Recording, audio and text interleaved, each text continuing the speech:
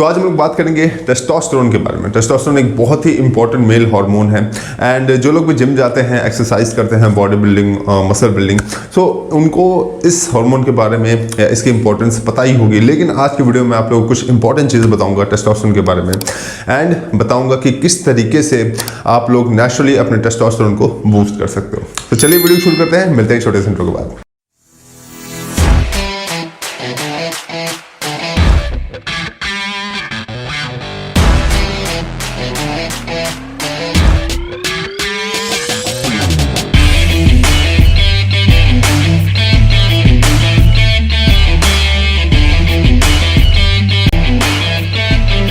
तो टेस्टोस्टेरोन एक बहुत ही इंपॉर्टेंट मेल हार्मोन है।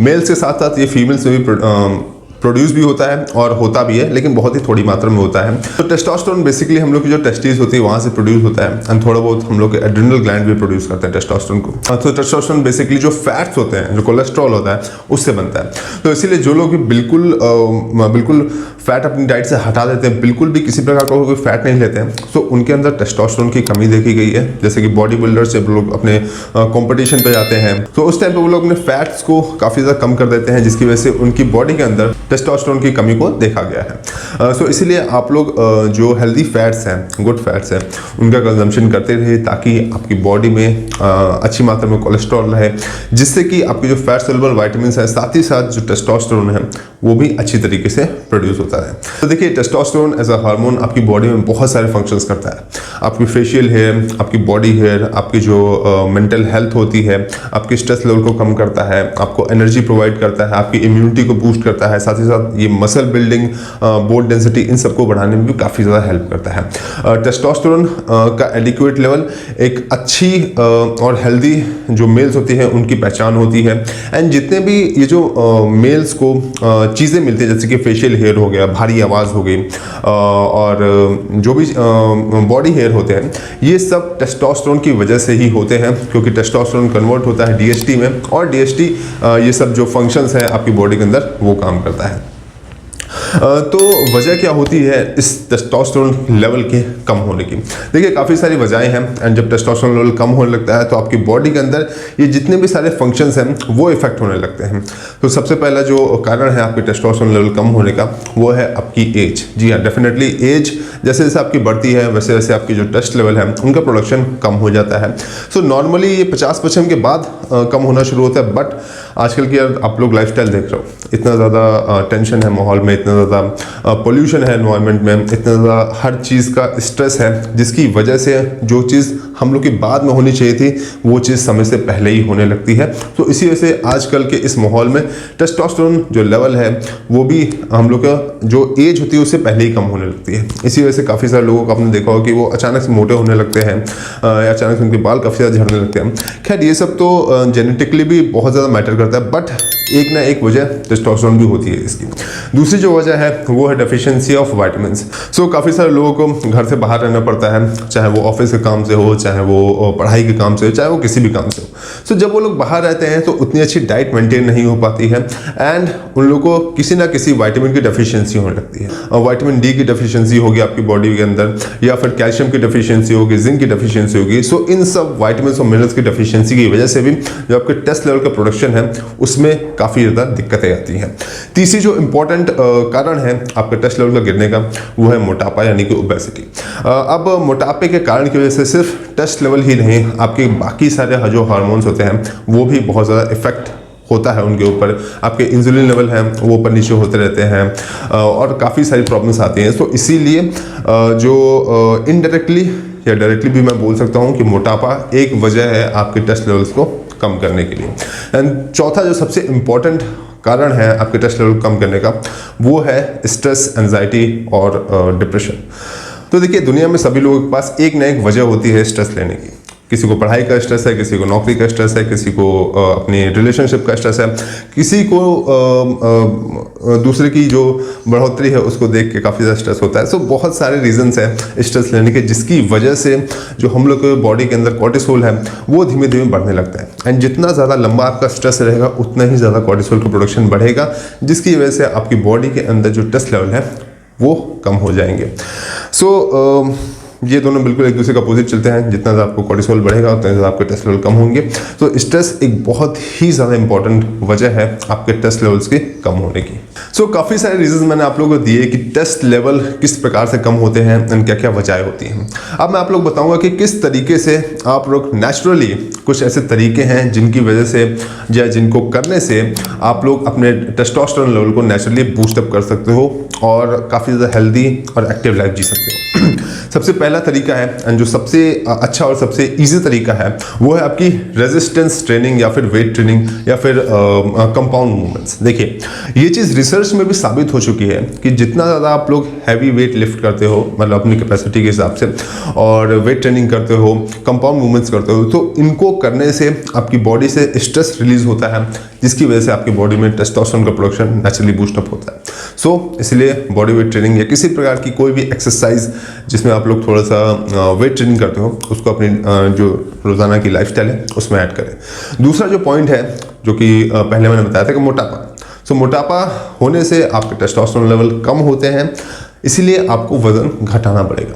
वज़न घटाने से आपके सिर्फ टेस्ट लेवल ही नहीं, बाकी सब जो भी हार्मोन है वो सब भी बैलेंस होते हैं, जिसकी वजह से आपकी जो टेस्ट लेवल है वो ऑटोमेटिकली बूस्ट होने लगते हैं। सो तीसरा तरीका है अपने टेस्टोस्टेरोन को नेचुरली बूस्ट करने का, वो है अपनी डाइट को सुधारना। अपनी डाइट में आप लोग जितने भी हेल्दी फैट्स हैं उनको इंक्लूड कीजिए, जितने प्रकार के वाइटामिन और मिनरल्स रिच फूड हैं उनको ऐड कीजिए। जैसे कि कोई भी फूड आप लोग ले सकते हो नेचुरली, जितने भी वेजिटेबल्स होते हैं, जितने भी फ्रूट्स होते हैं जिनके अंदर अच्छे वाइटामिन और मिनरल्स पाए जाते हैं, अलग अलग प्रकार के हर वाइटामिन मिनरल्स पाए जाते हैं, उनको आप लोग अपनी डाइट में ऐड कर सकते हो। साथ ही साथ किसी और विटामिन की कमी ना हो, क्योंकि यार इतना ज़्यादा खाना हम लोग नहीं खा सकते हैं, सो उसमें आप लोग एक मल्टीविटामिन भी ऐड कर सकते हो, जिसकी वजह से आपकी जितनी भी विटामिन की डेफिशिएंसी है वो पूरी हो जाएगी और आपका टेस्ट लेवल नेचुरली बूस्ट करने लगेगा।